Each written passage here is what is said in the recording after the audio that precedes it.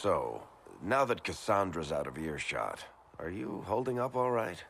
I mean, you go from being the most wanted criminal in Thedas to joining the armies of the faithful. Most people would have spread that out over more than one day.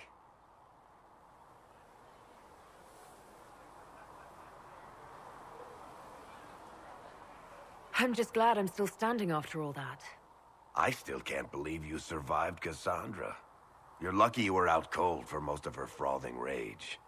For days now, we've been staring at the breach, watching demons and maker knows what fall out of it. Bad for morale would be an understatement. I still can't believe anyone was in there and lived.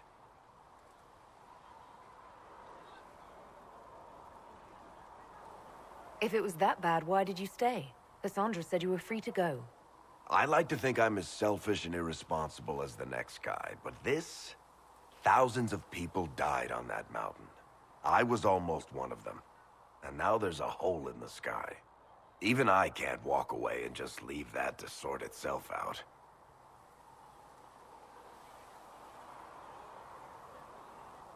It's pure luck that I escaped. Good luck or bad?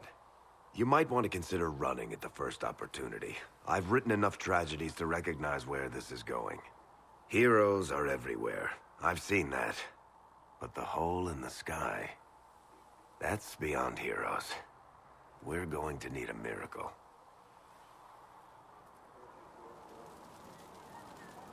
Need something?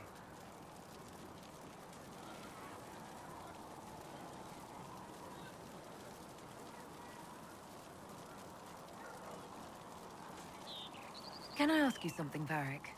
You want to talk about me? I'm flattered. Also inclined toward extravagant lies. How do you and Cassandra know each other? You heard about the Kirkwall Chantry being destroyed? The guy responsible used to be a friend of mine. The Seeker had questions about that, and I had answers.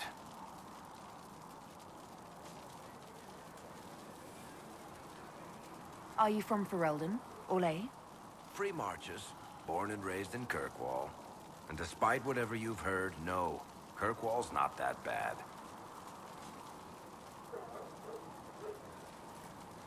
I'm not clear on your line of work. You're a merchant? I'm a businessman. My family has a seat in the Dwarven Merchants Guild. Merchants buy and sell goods. Businessmen buy and sell stores.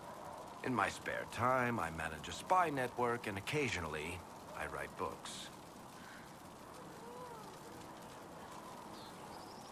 If you've run a spy network, why is Leliana our spy master? To be honest with you, she's just a better spy master. The truly great ones can keep their distance. They don't get attached to their people. Me, I always wind up babysitting my informants and worrying about their families. We're in better hands with her. You're an author. What kind of books have you written? I've tried my hands at a few genres. My crime serials are my most popular. Hard in Hightown, guards breaking the rules to get things done. The Tale of the Champion is the most famous thing I've written, or infamous maybe. I started a romance serial once, Swords and Shields, but to be honest, I don't have a knack for romances. Most of my stories end in tragedy. Probably that says something unfortunate about me personally. What sort of shops do you own? Actually, we don't own shops. That was just an example. Mostly we invest in moneylenders. Auction houses, a few mercenary companies, a couple of smithies. I think we own half a beet plantation in Ravane somewhere. Most of that's my brother's doing. Bartrand had business sense. Not much tact, but loads of business sense. Where did you get that crossbow? I've never seen one like it. Bianca? She's one of a kind. There's a hidden shop in Kirkwall called the Black Emporium. I found her in a barrel labeled swag. The owner sold her to me for a ham sandwich and a pair of yellow ruffled pants. Who is she named for? I can't tell you. And the reason for that is? Complicated. It's the one story I'll never tell. We just have to leave it at that. Thanks, Varric. No problem. Need something?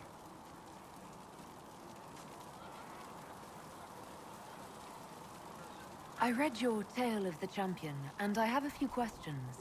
That's a pretty common reaction. Go ahead.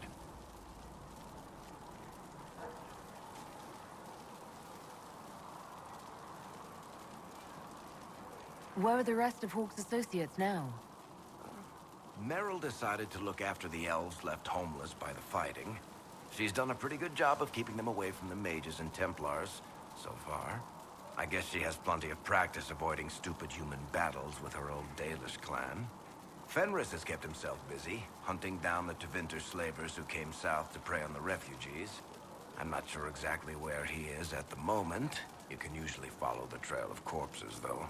Isabella went back to the raiders. She's calling herself an admiral now. I don't know if she's actually in charge or just has a really big hat. Might be the same thing, honestly. Sebastian went back to Starkhaven. I'm sure he's boring all sorts of people there. Hawke's brother Carver is still in the free marches, helping the Kirkwall Guard keep order.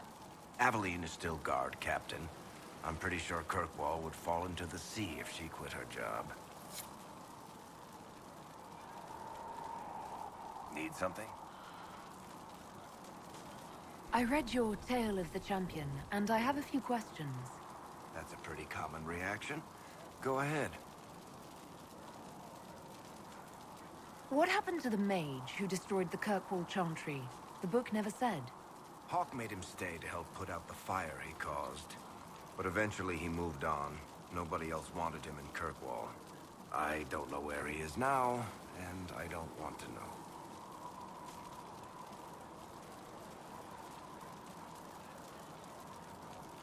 There's no way Hawke really could have killed the Arishok. It would have started a war with the Kunari.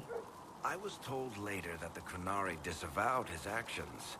Apparently the Arishok didn't get permission before he attacked Kirkwall, and the Qun didn't want another exalted march. When they finally sent a ship to haul the wrecked dreadnought away, they just said, "We will never speak of this again."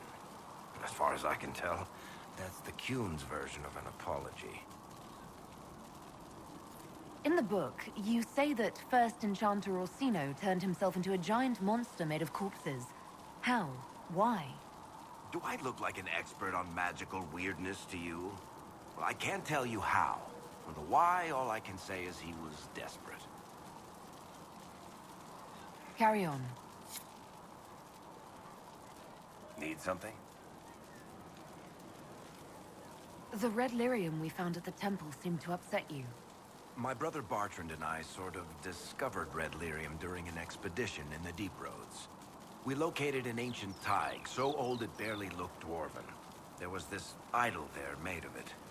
Bartrand brought it back to the surface, and, well, everything's gone downhill from there.